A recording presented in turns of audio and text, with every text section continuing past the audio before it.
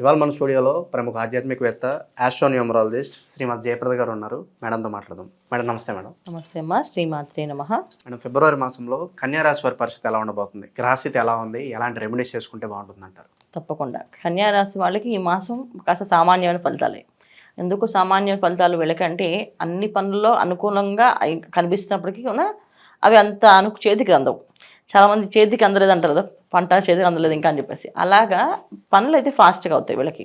ఏ పనైనా కొంచెం గత మాసంతో పోల్చుకుంటే ఈ ఫిబ్రవరి మాసంలో కాస్త పనులు ఫాస్ట్గా అవ్వడం, అంటే ఉద్యోగ ప్రయత్నాలు చేసేవాళ్ళు కాస్త 10 చోట్ల అప్లికేషన్స్ పెట్టడము, ఎప్పుడు 2-3 చోట్ల పెట్టి వదిలేసిన వాళ్ళు 10-15 చోట్ల అప్లికేషన్స్ పెట్టడము.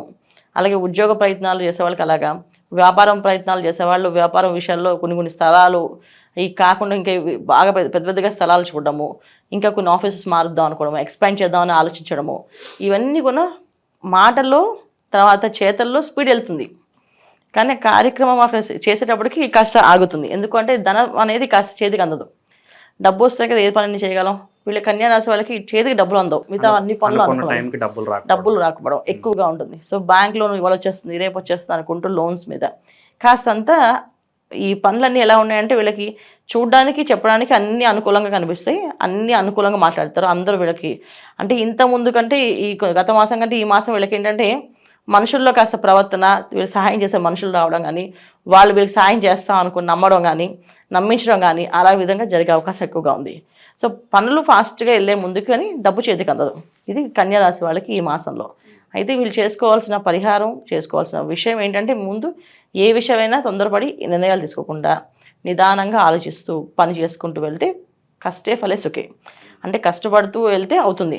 ఏదో వస్తుందని చెప్పి ఆశపడి వెళ్ళడం వల్ల చాలా ఇబ్బంది పడతారు. ఎందుకంటే ఇక్కడ ఎందుకు వస్తుంది ఆలోచన వాళ్ళకి, మీనరాశిలో శుక్రుడు ఉండడం వల్ల ఏంటంటే రాహువు శుక్రుడు కలిసి ఉండడం వల్ల కాస్తంత అలంకరణలకి, తర్వాత ఫ్యాషన్లకి తెలియని ఒక ప్రభావాలకు పడిపోయి, అంటే తెలియని ఒక ఆకర్షణకి లోనై చాలామంది ఏంటంటే చెడు సావాసాలు, చెడు వాళ్ళతో స్నేహాలు పెరగడం అనేది జరుగుతుంటుంది. అందులో అమ్మాయిలైనా అబ్బాయిలైనా. అమ్మాయిలు ముఖ్యంగా జాగ్రత్తగా ఉండాల్సిన అవసరం ఉంది. చెడు ఫలితాలు అనేది ఎక్కువగా అమ్మాయిలకి కనిపిస్తుంది ఈ మాసంలో. సో కన్యా రాశిలో ఆడపిల్లలు ఎవరైతే ఉన్నారో వాళ్ళు కాస్త కొత్త స్నేహాలు కానీ, కొత్త పార్టీలకు వెళ్ళడం కానీ, వాళ్ళతో బయటికి వెళ్ళడం కానీ చేయకుండా ఉంటే మంచిది.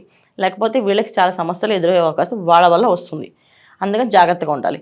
అలాగే అబ్బాయిలు కూడా కొత్త వాళ్ళతో పరిచయాలు చేసి పెంచుకోవడం, వాళ్ళతో కొత్తగా పార్టీలకు వెళ్ళడం కానీ, వాళ్ళతో పాటు కొత్త ప్రదేశాలకు వెళ్ళడం కానీ చేయడం వల్ల ప్రమాదాలు గురే అవకాశం ఎక్కువగా కనిపిస్తుంది. కనుక వెళ్ళకుండా ఉండడం మంచిది. పాత స్నేహాలు, పాత పరిచయాలతో అలా నెమ్మదిగా ఎక్కడ ఉన్న వాళ్ళు అక్కడ నెమ్మది నడుచుకుంటూ వెళ్తే ఈ మాసం వీళ్ళు గట్టెక్కే అవకాశం ఎక్కువగా ఉంటుంది. లేకపోతే ఇప్పుడు అన్నీ సుఖాలుగా కనిపిస్తాయి, తర్వాత అన్ని కష్టాలుగా కనిపిస్తాయి. అది ఈ మాసంలో వీళ్ళకి ఎక్కువగా ఉంది. ముఖ్యంగా విద్యార్థులు.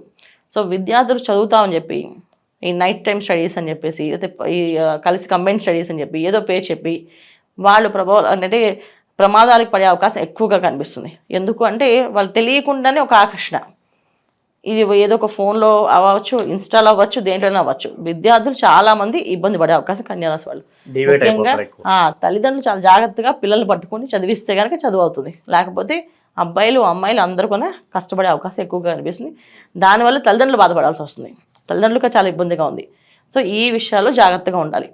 కొత్త వ్యాపారాలు ప్రారంభం చేసేవాళ్ళు ఈ మాసం ఆగి కాస్త ఆలోచించి చేయాలి. వాళ్ళ జన్మజాతకంలో ఏ నడుస్తుందో దశ, అంత దశలు చూసుకొని వ్యాపారం మొదలుపెట్టడం మంచిది. ఎందుకంటే వ్యాపారం కూడా అనుకూలంగా కనిపిస్తాయి, కానీ కాస్త మోసపోయే అవకాశము, మోసపోవడమో మోసగించడమో జరిగే అవకాశం ఎక్కువ కనిపిస్తుంది. అంటే వీళ్ళు మోసగించవచ్చు, లేకపోతే వీళ్ళే మోసం చేయొచ్చు. వాళ్ళు ఏం కాదు అందరూ తప్పు చేస్తే మేము తప్పు చేస్తే ఏమైంది అని చెప్పి ఈ మాసంలో వీళ్ళకి అలాంటి ఆలోచన వస్తుంది. అంటే అలాంటి ఆలోచన రావడం వల్ల ఏంటి, తర్వాత పడేది శిక్షే. సో అందుకని ఇలాంటి ఆలోచనలు పడకుండా ఉండడానికి వీళ్ళు ఖచ్చితంగా జాగ్రత్తగా ఉండడం అనేది ముఖ్యం. ముఖ్యంగా తోటి ఉద్యోగస్తులతో కానీ, వ్యాపారస్తులతో కానీ, ఎవరితో అయినా సరే వాళ్ళకి అనిపించినట్టుగా మాట్లాడకుండా నిదానంగా ఆలోచించి మాట్లాడాలి. ఇక్కడ దశమస్థానంలో కుజుడు, దానివల్ల ఏంటంటే మనసులో ఏది ఉంటే అది బయట మాట్లాడే అలవాటైపోతుంది. మామూలుగానే మాట్లాడతారు, దానికి ఇంకెక్కువగా మాట్లాడడం చేసేదాం అనేసి. సో ఈ మాసం అంతా ఏంటంటే జాగ్రత్తగా ఉండాల్సిన మాసం వీళ్ళకి. చాలా జాగ్రత్తగా ఉంటే కాస్త మార్పు అనేది జరుగుతుంది. లేకపోతే కాస్త ఇబ్బందులు నెక్స్ట్ వచ్చేదన్నీ కూడా కాస్త ఇబ్బందులు పడతారు. అందుకని జాగ్రత్తగా ఉండాలి. ఆకస్మిక ధన ప్రాప్తి కావచ్చు, అనుకోని ప్రయాణాలు చేయడం, ఇవేమైనా కనిపిస్తున్నాయి మేడం? ఆకస్మిక ధన ప్రాప్తి అనేది జరుగుతుంది ఖచ్చితంగా. ఎందుకంటే శుక్రుడు రాహు కలిసిన కనుక తెలియకుండానే ఒక డబ్బు రావడము, దానికి వస్తుందని చెప్పి 1,00,000 వస్తుంది అనుకోండి, 2 లక్షలు ఖర్చు పెడతారు వీళ్ళు. ఇలాంటి జరిగే అవకాశాలు ఎక్కువ ఉన్నాయి. అందుకే జాగ్రత్తగా ఉండమని చెప్పింది. తర్వాత ఉద్యోగ ప్రయత్నాలు చేసే వాళ్ళకి ఉద్యోగం అనేది వస్తుందని చెప్పి డబ్బు కట్టమని చెప్పేసాను. ఆ డబ్బు వీళ్ళు కట్టడం, ఆ ఉద్యోగం రాకపోవడం, ఇలాంటివి కూడా జరిగే అవకాశం ఉంది. మోసపోయే అవకాశం ఉంది. సో అలాంటి విషయాలు జాగ్రత్తగా ఉండాలి. ఈ ప్రతి విషయంలో అంటే విదేశాల్లో ఉన్న వాళ్ళకి చాలా అనుకూలంగా ఉంది. విదేశాల్లో ఉన్న వాళ్ళు, తర్వాత వివాహ ప్రయత్నాలు చేసేవాళ్ళు, వివాహాలు జరగట్లేదు అనుకున్న వాళ్ళకి చాలా అనుకూలంగా ఉంది. వివాహాలు అవుతాయి. విదేశీ ప్రయాణాల్లో ఉన్న వాళ్ళు, విదేశీ ప్రయాణం చేద్దాం అనుకున్న వాళ్ళకి కూడా చాలా అనుకూలంగా ఉంది. అక్కడ ఉన్న వాళ్ళకు ఉద్యోగాలు, తర్వాత అక్కడ ఉన్న వాళ్ళకు కూడా సంతాన ప్రాప్తి, ఇవన్నీ బాగున్నాయి.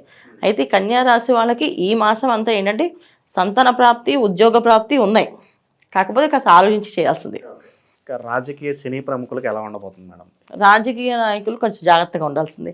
ఎందుకంటే తెలియకుండానే ఏదో ఒకటి మాటలు జారడము, మాట వదలడము, టంగ్ స్లిప్ అయ్యి మీడియాలో పెద్ద న్యూస్లా వాళ్ళు మారడం అవుతుంది. అది రాజకీయ రంగంలో వాళ్ళైనా, మీడియా రంగంలో వాళ్ళైనా, ప్రముఖులుగా ఉన్న వాళ్ళు ఎవరైనా సరే కన్యా రాశిలో ప్రముఖులు ఉంటే మాత్రం వాళ్ళు చాలా జాగ్రత్తగా మాటలు తక్కువగా మాట్లాడడం మంచిది.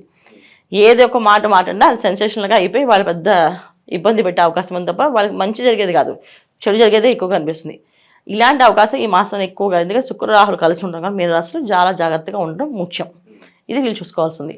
మేడం, ఇంకా మెరుగైన ఫలితాలు పొందడానికి కన్యా రాశి వారికి ఏదన్నా రెమెడీస్ ఉంటే తెలియజేయండి. తప్పకుండా. వీళ్ళు కన్యా రాశి వాళ్ళు విష్ణు సహస్రనామ పారాయణ, ఎప్పుడు విష్ణు సహస్రనామ పారాయణ వినడము, విష్ణు సహస్రనామాన్ని చదవడము, అయితే ఓం నమో నారాయణ అష్టాక్షర మంత్రాన్ని చేసుకోవడం, కనీసం 108 తక్కువ కాకుండా చేసుకొని బయటకు వెళ్తే ఎటువంటి మాయలో పడకుండా బయటపడతారు వీళ్ళు. లేకపోతే ఏదో ఒక మాయలో పడి ఇబ్బంది పడే అవకాశం ఎక్కువగా ఉంది కనుక జాగ్రత్తగా ఉండాల్సిన అవసరం ముఖ్యం, ఎంతైనా చాలా అవసరం వీళ్ళకి. సో ద్వాదశ రాశులు అందరూ ఏంటంటే ఫిబ్రవరి మాసం అనేది చాలా అనుకూలమైన మాసం. ఎందుకు అంటే రవి మాసం, రవి భగవానుడు మకర రాశిలో రావడము అనేది ఒక విశేషం. సో అక్కడి నుంచి మనం తర్వాత పుష్యమాసం అయిపోయిన తర్వాత వచ్చేది మాఘమాసం. ఈ మాఘమాసంలో ప్రతి ఒక్క కార్యక్రమము 10ంతల ఫలితం వస్తుంది. చిన్న పరిహారమైనా అది పెద్ద పరిహారం కింద, పెద్ద ఫలితం కింద వస్తుంది. ఒక చిన్న దీపదానం చేస్తాము, ఆ దానం అనేది 10ంతలుగా మనకు లాభం అవుతుంది. అంటే ఇంట్లో చీకటి అనేది ఉండదు. దీపదానం అంటే ఏంటి? దీపాలు దానం చేస్తే దీపం వస్తున్నారు కాదు, మన ఇంట్లో ఏ రోజు చీకటి కోణం అనేది ఉండదు, చీకటిగా ఉండరు. అంటే చీకటి కోణము అంటే ఏంటంటే చెడు పనులు చేయడం కానీ, చెడు వ్యవహారాలకు వెళ్ళడం కానీ, వ్యసనాలకి బలివ్వడం కానీ జరగదు అని అర్థం. సో దీపదానం. అలాగే అన్నదానం చేస్తే ఏంటంటే అన్నానికి లోటు ఉండదు అని అంటారు. అన్నానికి లోటు ఉండదు అంటే ఏంటంటే చాలామంది ఆహారం ఉన్నా తినలేకపోతుంటారు. సో ఎందుకు తినలేకపోతుంటే వాళ్ళకి రకమైన సమస్యలు, అజీత సమస్యలు, ఏదో రోగ సమస్యలు, ఏదో ఒకటి, టైంకి అన్నం తినలేకపోవడం, టైంకి వేళకి తినలేకపోవడం అది జరుగుతుంటుంది. సో ఈ అన్నదానం చేయడం వల్ల అలాంటి ప్రాబ్లమ్స్ లేకుండా బయటపడతాం. సో మాఘమాసంలో అన్నదానం, దీపదానం, తర్వాత చాలామంది నోములు, పూజలు, వ్రతాలు చేస్తుంటారు. దాంట్లో చాలామంది నోములకి పళ్ళు, పసుపు, కుంకాలు, బట్టలు, వస్త్రాలు ఇవన్నీ దానం చేస్తుంటారు. ఇవన్నీ కొన్ని చేయడం వల్ల చాలా మంచి ఫలితాలు ఉంటాయి. అయితే ఒక్కొక్క రాశి వాళ్ళు ఏం చేసుకోవాలి అంటే, మేషరాశి వాళ్ళు ఈ మాసం అంతా అన్నదానం చేస్తే చాలా మంచి ఫలితాలు. అలాగే వృషభ రాశి వాళ్ళు ఈ మాసం అంతా చక్కగా వస్త్రదానం చేస్తే చాలా మంచి ఫలితాలు. మిథున రాశి వాళ్ళు పుస్తకాలు దానం చేస్తే విద్య బ్రహ్మాండం సాగుతుంది. అలాగే కర్కాటక రాశి వాళ్ళు ఏదో ఒక వస్తువుని దానం చేయడం, అంటే వెండి కానీ, రాగి కానీ ఏదో ఒక పాత్రను దానం చేస్తే అన్ని అనుకూలమైన ఫలితాలు కనిపిస్తున్నాయి. అలాగే సింహరాశి వాళ్ళు చక్కగా ఒక 10 మందికి చదువు, విద్యాదానం చేయడం కానీ, ఒక విద్యార్థికి విద్య కట్టించడం కానీ చేయడం వల్ల మంచి ఫలితాలు ఉన్నాయి. ఇలా ఒక్కొక్క రాశి వాళ్ళు చేసుకుంటూ వెళ్తే అన్ని అనుకూలమైన ఫలితాలు కనిపిస్తున్నాయి.